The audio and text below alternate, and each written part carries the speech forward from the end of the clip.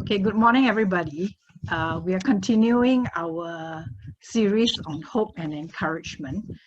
And in particular today, if we follow our BWJ notes, we are talking about the person of Barnabas, also known as the son of encouragement. I'm sure all of us can do with some kind of encouragement in our lives. You know, as we live out our lives in the here and now, most of us would definitely love to have someone come alongside us to help us, to comfort us, to pick us up when we are down. And sometimes we need someone to help us see the truth, especially when we are down and we are so muddled up. Or maybe we need someone to talk some sense into our life, you know, when we can't think straight anymore. I think you can identify with that. So today we are talking about encouragement. What does to encourage mean?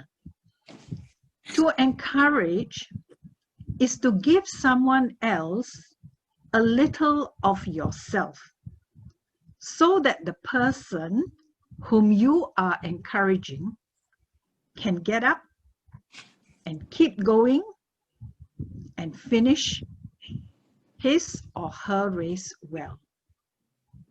Can I repeat that? To encourage is to give someone else a little of yourself so that the person whom you are encouraging can get up and keep going and finish his or her race well. And the Bible gives us a very good example of one such person who did very well as an encourager. And that person, of course, as we know, is Barnabas. Now, Barnabas is mostly mentioned in the book of Acts. And who was he? He was a Levite from the island of Cyprus. Actually, his real name was Joseph. And he was given the nickname of Barnabas. Can you imagine that? His nickname is Barnabas, which means son of encouragement. Why? Because that reflected his character. Now, he was actually essentially a behind-the-scene kind of guy, but he left such a legacy of encouragement that he is still held in great esteem even till today. You know, Barnabas left a legacy of encouragement. The question we need to ask ourselves is, what legacy are we hoping to leave behind today? People call Barnabas an encourager because of his character. What about us? I wonder what people will call us. What is the one characteristic that we are most well known for? Will it be something positive, I wonder? Perhaps, we would love to have people say that we are kind or loving or caring. And preferably, it won't be something negative. So, to encourage or to be an encourager is to give someone a little of yourself. And when we give or encourage, it means there must be action. We cannot be passive if we want to be an encourager. So let's look at Barnabas. See how he gave. What did he do to encourage? And let's draw some lessons from him, okay? Firstly, I would say Barnabas gave his money. And in so doing, he encouraged generosity. You know, Barnabas put kingdom first where his possessions were concerned. In the early church, Acts chapter 4, the believers were of one heart and mind. They shared all their possessions. And what did Barnabas do? He sold a field that he owned, and he brought the money and he put it at the apostles' feet. What did his actions encourage? His actions encouraged generosity. It provided financial support for the poor and the needs of the early church. And his generosity, I'm sure, would have become an example to the rich. You know, money can be a very touchy subject, but ultimately, what we have, how we use it, what and where we give it is actually between us and the Lord.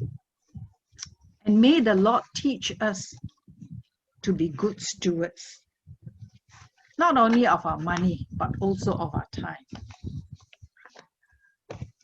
Now, secondly, Barnabas gave his reputation and encouraged ministry, especially in particular Paul's ministry. After Paul's Damascus experience, many were doubtful of Paul's intentions. You can't blame them. After all, he was a persecutor par excellence of the Christians. And so everybody was afraid of him. Was this guy for real? Even the disciples were afraid of Paul. We read that in Acts chapter 9. So when he came to Jerusalem to join them, the disciples were really wary of him. But Barnabas, at the risk of his own reputation, he brought Paul to the disciples. He vouched for him and he testified to his conversion. And it's probably because, it was Barnabas who brought Paul that the disciples were also willing to give Paul a chance. Barnabas was willing to walk that extra mile. He was willing to stick his head out, or stick his neck out rather. And all this ended up for the good of the Christian community, as he helped Paul and the disciples build up a very effective ministry. The rest is history, I'm sure you know. Thirdly, Barnabas gave his time and used this time and encouraged evangelism. In Acts chapter 11, Barnabas took Paul to Antioch, a very significant place, a place where the gospel was preached, and it was here where the disciples were first called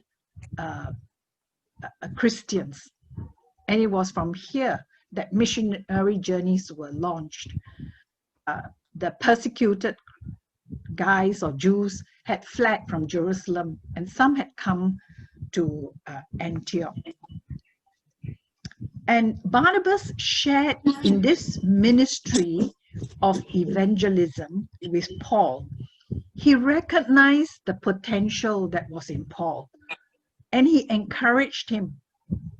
And when, the wonderful thing is that when Paul's ministry began to grow, Barnabas was humble enough to take a step backwards, and he allowed Paul to become the leader. And eventually, both Paul and Barnabas, as partners in ministry, launched into the missionary journeys abroad. Then, fourthly, Barnabas gave his counsel and his wisdom, and in so doing, encouraged unity in the church. There will always be problems in the church, and it was no different during the time of Paul. And there were cultural differences, especially over the problem of circumcision. So when the Gentiles became believers in Antioch, there were certain people who came and advocated that everyone must, the Gentiles especially, must be circumcised according to the custom taught by Moses. So what do you do when such an issue, especially theological issues, occur? I think we need to go to higher authorities to settle this.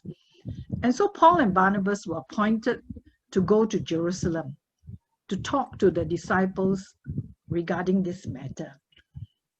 After that, they were sent back to Antioch to sort out the tension and to restore unity and to confirm that there was no need for this physical circumcision, but more importantly, they were to adhere to the rules of the Council of Jerusalem, the fourfold rules that said to abstain from food sacrificed to idols, to abstain from blood, from eating meat of strangled animals, and also from sexual immorality. And thankfully, unity was restored to the church. And finally, as an encourager, Barnabas gave his love and his compassion. And this brought about reconciliation among people and also in the church. Of course, although Paul and Barnabas were such good friends or partners in ministry, they also had their disagreement. And Acts 15 tells us of a very sharp disagreement, must have been quite terrible, between Barnabas and Paul over the issue of John Mark, who had apparently left them in the midst of their earlier missionary journey. And Paul was quite upset about that. So on the next journey, Barnabas wanted to take Mark along, but Paul disagreed. Not only disagreed, he disagreed quite sharply. And so they parted ways. Paul took Silas and he left for Syria. Barnabas took Mark and they left for Cyprus. Now, in taking Mark with him, Barnabas was giving Mark a second chance. And in the process, was able to restore him to effective ministry. And we're so happy to read that eventually even Paul was reconciled to Mark. Thanks be to God, because he said, send Mark to me. And the result of Barnabas' encouragement in the life of Paul and Mark can be had really very long-lasting effects, as we can see in the New Testament. Paul authored 13 books of the New Testament, and Mark wrote the Gospel of Mark. So I end today's sharing with a very well-quoted statement. People always say, all of us need to have a Barnabas in our lives to encourage us to run this race, to not give up, and to finish well. Paul, of course, had his Barnabas. Moses, he also had Aaron and Hur to hold up his hands.